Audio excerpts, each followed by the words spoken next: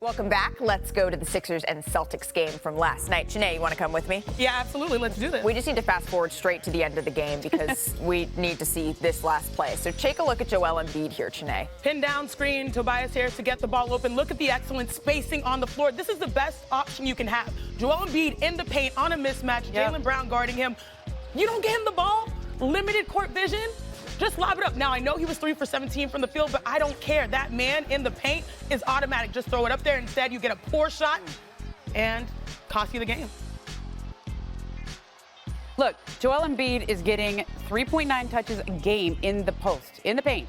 That's not enough. Not enough. Anthony Davis, the league leader, 10.4. Get him the ball where he needs the ball. Precisely. What we were looking for was there. Honestly, we didn't get it there. And then I thought the execution after that wasn't great, but it's 6 seconds. It's hard to score. It is what it is. I tell you, our post passing tonight, we had Tobias for Tatum on the post, couldn't make the passes. Execution is really bad right now. You heard her voice, and now you see her face. I'd like to welcome in Ramona Shelburne, and you are all plugged in on all things 76ers. So I want to know, Ramona, do you sense any worry from a Sixers organization that now sits at 11th in the East? Well, this is not where they want to be, but there's not a panic in the sense of, well, let's go make moves, because they just got Joel Embiid back, okay? And while he was out, Tyrese Maxey, he was on the come up, right? He was playing really well. The offense was running through Maxey. Yep. He had a couple of 30-point games. He was actually nominated for Eastern Conference Player of the Month in the last month. He had a really good month there, but now you have to play through Joel Embiid, and that is a completely different action. It's a completely different way of running the offense. But the fundamental issue is Joel Embiid is not shooting well, 40% from the floor. That's terrible for him. And they're not getting him the ball in places where he likes the ball. So some of this is she's had a little adjustment to the new ball that's being used this year. Some of this is his hand was hurting yesterday after Enes Kanter Freedom slapped his hand. But I was told that after the game he had it evaluated by the team docs. There wasn't even a need for imaging. He's fine.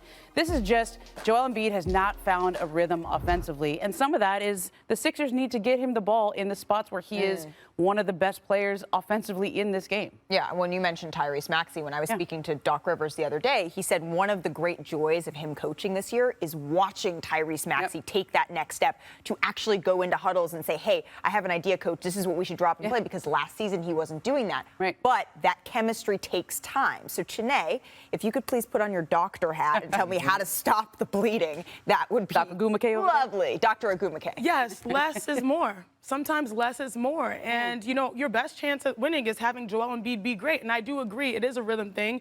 I know what it's like to try to jump in the middle of the season when you're dealing with nicks and knacks and have to go out there and play. It's not so easy, but make life easy for him. I think being intentional, we don't know what happened in the last play and the last timeout, but the idea is, like, let's look for him, and if not, make a play, right? And I think that that's where those things sometimes linger in this organization. One problem can cascade to the next. So I would just simplify. You have a lot of role players stepping up during this time. You know, keep those guys confident. But right now, less is more for Philly. And just getting back to the basics of basketball, that's the most important thing. Be the big man. But they had the look, Perk. They had the look, but here's the thing. Yeah. What we have to realize is this, right?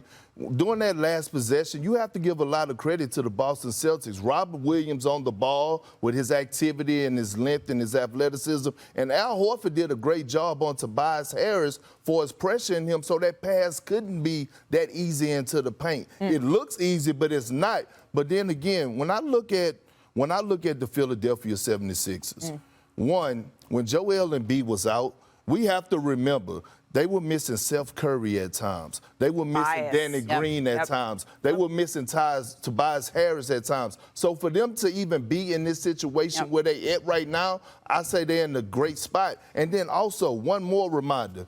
Joel Embiid is coming off of having COVID. Yeah, it's tough. And we watched multiple players, Jaylen Brown, Jason Tatum. We watched Jaylen Brown this season. He went in the Garden and dropped 46. And then after that, he struggled, and he said that he has still those lingering feelings from the COVID.